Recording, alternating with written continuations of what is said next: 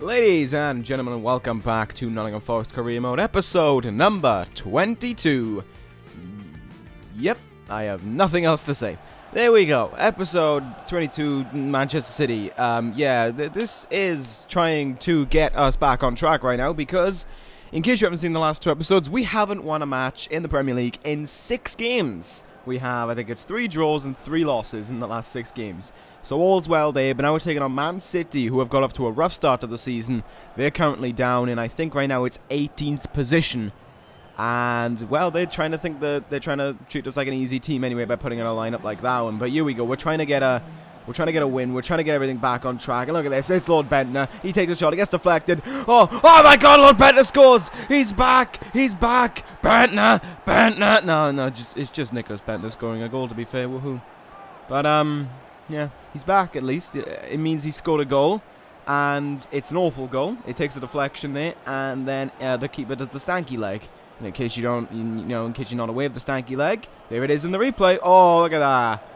And yeah, that's 1-0. That's all there really is to say about it. There was not that much action in that goal. Or this game, to be fair, it was quite a dull game. But here we go. We got Bergwijn on the ball, makes a nice run, and oh dear, goes incredibly wide with that one. It was a nice run, if memory serves me correct, and then Bergwijn gets this opportunity and just puts it that wide. It's like in last episode when we could have got an equalising goal, and he just absolutely skied it over the bar, and well, that was very disappointing. But nevertheless, this time his miss is not, it's not a crucial miss, because we were able to get a win 1-0 for the first time in 6 games in the Prem. We take home 3 points. Woohoo! Finally a win. Good. And now we look to make it 2 wins in a row here as we go up against Rochdale in the EFL Cup quarterfinals. We're at home. It's Rochdale. Everything just pointed to it being a win, so I decided to sim this game. And I wanted to use this game to talk about something else as well.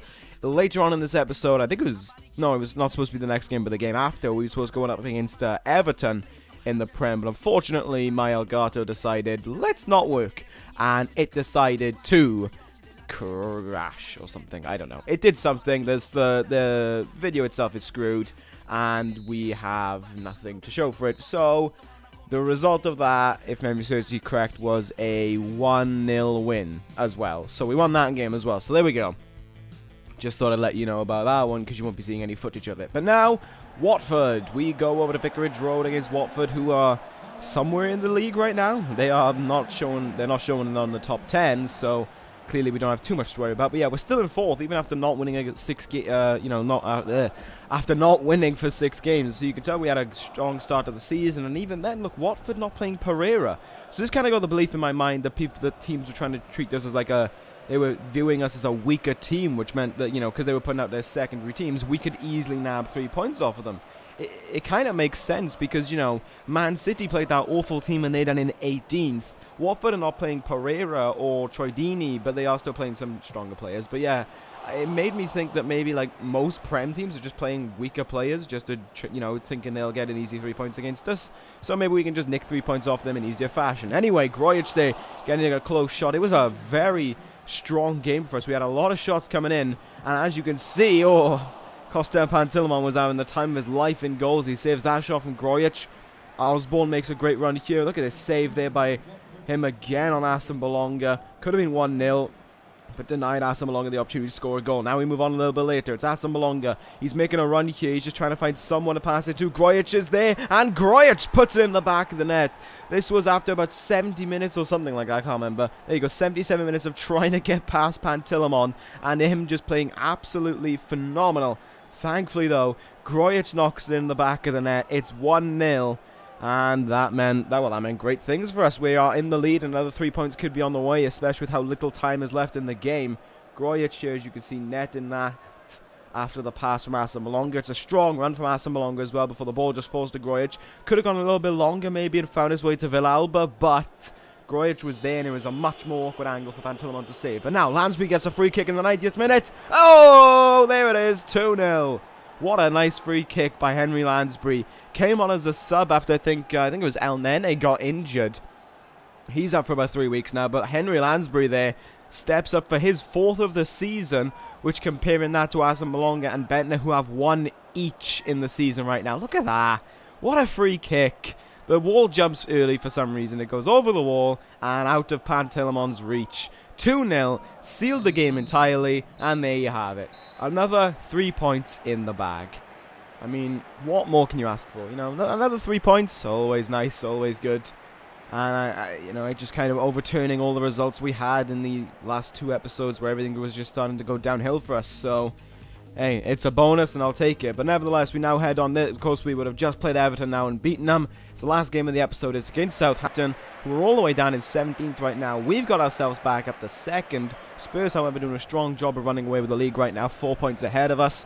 We're here, though, at St. Mary's Stadium, and it seems as if they're playing, 4-1-2-1-2 narrow, which could be an interesting formation for us. I don't know, it's a very interesting formation to play against. I don't think I've played against it before, but as you can see, us going with the usual now 4-2-3-1 wide or whatever it is, but there you go.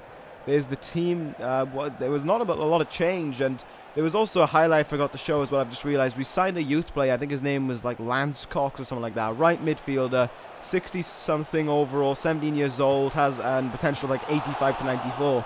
And I decided to put him on the bench for this game to potentially give him an opportunity later on. But you can see there, Southampton getting off to a strong start, almost scoring one-on-one opportunity there, and it goes wide, unfortunately for them. If they could have been beaten, move on a little bit here. It's our opportunity now. Look at that ball played over to Sincraven, one-on-one with the keeper. What a save!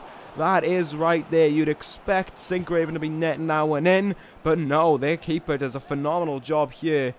Look at that, comes right off his side and goes out of play. So a bit of a lucky save nevertheless, but still a strong save by them. Now we move on. Asambalonga here.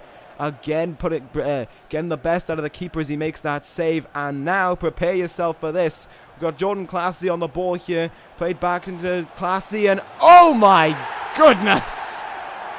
What a shot. What a goal. Southampton deservedly going 1-0 up there. They were playing as the better team anyway. And Papa Project is being hugged. What? Oh. I think he's just like, no, there's Papa Project. There's 2 Papa Projects on the pitch. Oh, I don't know. Oh, my head. My head's spinning around right now. The world has just been broken. Classy has just broken the world. Has broken the managers by scoring that phenomenal shot. Look at that. Look at how far that goes. Like, no one was getting to that. It almost hits the crossbar. It almost hits the roof of the netting. It's an amazing save, and that Papa Project is frustrated. The fake Papa Project next to him, though, might be getting a win against the real one. 90th minute here. It's Velalba. It's saved. It's Bergwijn. It's deflected and cleared. What a late opportunity, and what tremendous defending by Southampton to give us another loss in this season. How they did that, I have no idea whatsoever. Just, the goal by Classy was incredible, and then that save and block at the end, absolutely phenomenal play by Southampton. They deserved the win. And look at that, I got them up to 14th in the table as well. So here's the table to finish off the episode. We are down in 3rd, but hey, we're back at it. We're getting somewhere at least, and hopefully in the next episode we'll begin to the January transfer window as well, in which we can make some new transfers, because I know we need some new names coming into the club, as some names have been lackluster this season. But that's going to end this episode of Career Mode. Thank you guys for watching, take care guys, and ta-ra.